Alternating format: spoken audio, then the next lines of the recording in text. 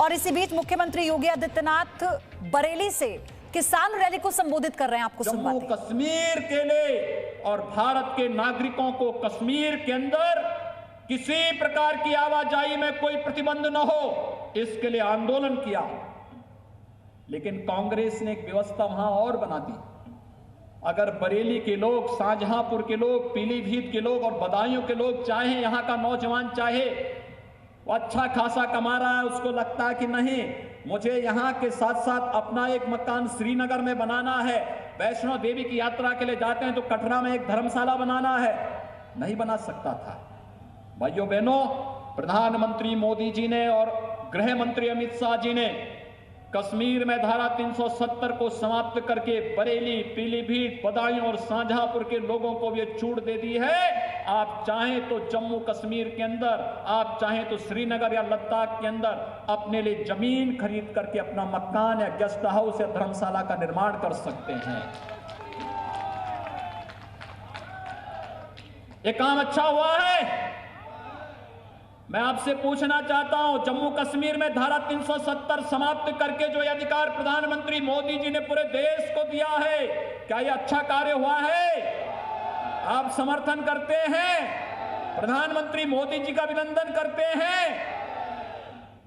तो मेरे साथ बोलेंगे भारत माता की, भारत माता की।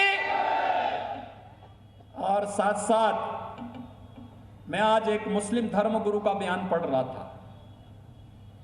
जम्मू से उनका बयान आया है और उन्होंने कहा कि हम प्रधानमंत्री मोदी जी का अभिनंदन करते हैं कि जम्मू कश्मीर के विकास की प्रक्रिया को उन्होंने धारा 370 को समाप्त करके आगे बढ़ा दिया है। भाइयों बहनों, हमारा यह शरीर है, अगर शरीर का कोई अंग कमजोर हो जाता है तो शरीर पूर्णांग नहीं माना जाता। अगर देश का कोई हिस्सा विकास की प्रक्रिया से वंचित हो जाए, कमजोर हो जाए, तो क्या देश मजबूत हो पाएगा? और यही स्थिति थी। 4 परिवार जम्मू कश्मीर का पूरा बजट हजम कर जाते थे। वहां की जनता को इसका लाभ नहीं मिल पाता था और इसके लिए धारा 370 समाप्त होनी आवश्यक थी। जम्मू कश्मीर के अंदर आतंकवाद और अलगाववाद की जड़ें समाप्त हो सके और पाकिस्तान प्रस्त आतंकवाद को उसकी माद में घुस करके भारत के बहादुर जवान जवाब दे सके, इसके लिए धारा 370 समाप्त होनी आवश्यक थी। और प्रधानमंत्री मोदी जी ने जब एक काम किया तो विपक्ष को यह भी बुरा लग रहा है। उनकी परेशानी वही है और उस खिसियाहट को क्या आज भारत तो विकास कर जा रहा है, क्योंकि देश तो वही, संसाधन वही, नेतृत्व बदला तो देश का परसेप्शन भी बदल गया। देश के प्रति दुनिया की निगाहें और नजरें भी बदल गई। भारत ने कोरोना के कालखंड में जितना बेहतर प्रदर्शन किया है, आज दुनिया उसकी सराहना कर रही है और दुनिया ने इस बात को माना है कि प्रधानमंत्री मोदी जी के नेतृत्व में भारत का प्रदर्शन बेहतरीन रहा है। 135 करोड़ की आबादी को सुरक्षित करने का जो कार्य प्रधानमंत्री मोदी जी ने किया है, आज दुनिया उसका अनुसरण करने के लिए मजबूर हुई है और विपक्ष को इसमें भी परेशानी है। भाइयों बहनों, आप सब जानते हैं कि प्रधानमंत्री मोदी जी ने भी और केंद्रीय कृषि मंत्री जी ने बार बार कहा है कि कृषि संबंधी सुधार के लिए जो कानून भारत सरकार ने बनाए हैं, यह किसानों की जमीनों को किसी को भी कब्जा करने की छूट नहीं देती है। मंडी समाप्त करने की कहीं कोई व्यवस्था नहीं, मंडी तो ये चलेंगे ही, लेकिन एक निजी क्षेत्र में मंडी एक स्वस्थ प्रतिस्पर्धा को बढ़ाने के लिए प्रारंभ किया जा रहा है, जिससे किसानों को ज्यादा दाम मिल सके। किसान अपनी उपज को मंडी के अलावा अगर कहीं बाहर बेचना चाहेगा, उस पे किसी भी प्रकार का कोई टैक्स नहीं लगेगा। यह गारंटी देने की एक व्यवस्था इसमें की जा रही है। लेकिन भाइयों बहनों, गुमराह करने का प्रयास ये विपक्ष और कुछ चुनिंदा लोग जिन्हें भारत की प्रगति और किसानों की प्रगति और किसानों की खुशहाली अच्छी नहीं लग रही है, वे लगातार गुमराह करने का कार्य कर रहे हैं। और इसीलिए आज हम सबको आपके पास आने के लिए मजबूर होना पड़ा। ये विरोध करने वाले लोग वही हैं जिन्होंने उत्तर प्रदेश जैसे राज्य में कभी भी किसानों की उपज को नहीं क्रय किया था।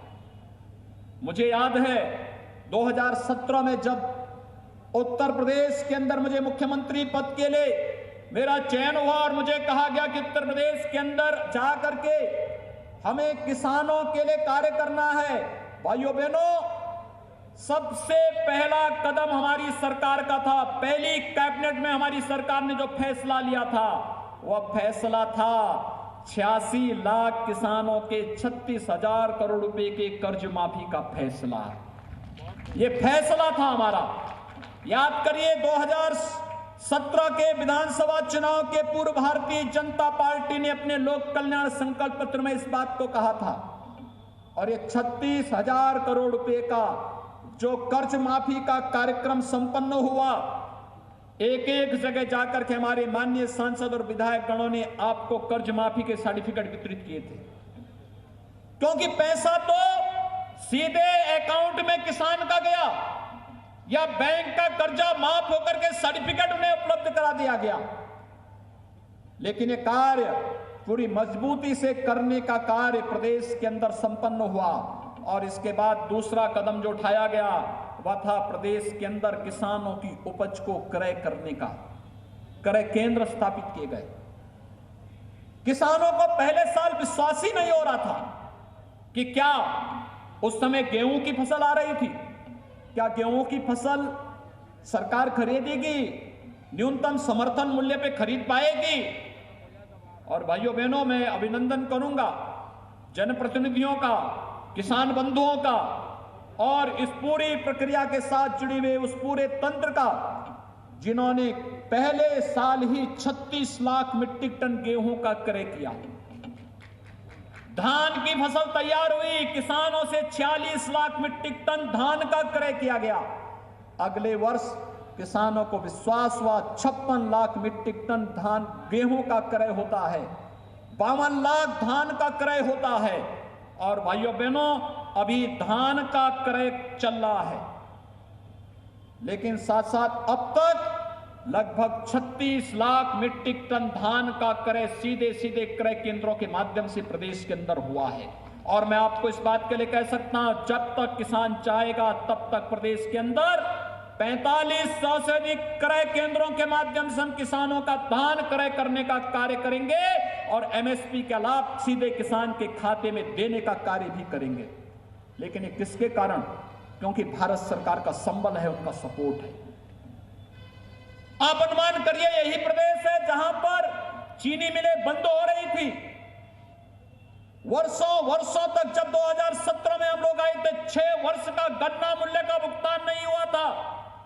और आज मैं कह सकता हूं 3 वर्ष में, सपा बसपा के 10 वर्ष के कार्यकाल में जितना गन्ना मूल्य का भुगतान नहीं हुआ, अकेले 3-3.5 वर्ष के दौरान 1,12,000 करोड़ रुपए के गन्ना मूल्य का भुगतान किसानों को उनके खाते में सीधे करने का कार्य प्रदेश की हमारी सरकार ने किया है। और ये एक्सपोर्ट सब्सिडी का पैसा जैसे ही आएगा, ये किसान के खाते में सीधे जाएगा।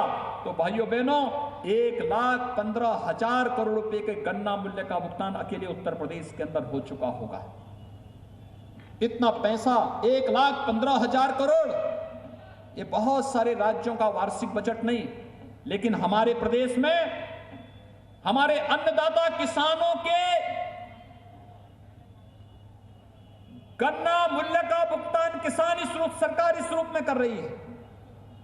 जो लोग किसानों की बात कर रहे हैं, मैं पूछना चाहता हूं उनसे, प्रदेश के अंदर किसानों के सबसे बड़े मसीहा के रूप में चौधरी चरण सिंह जी थे।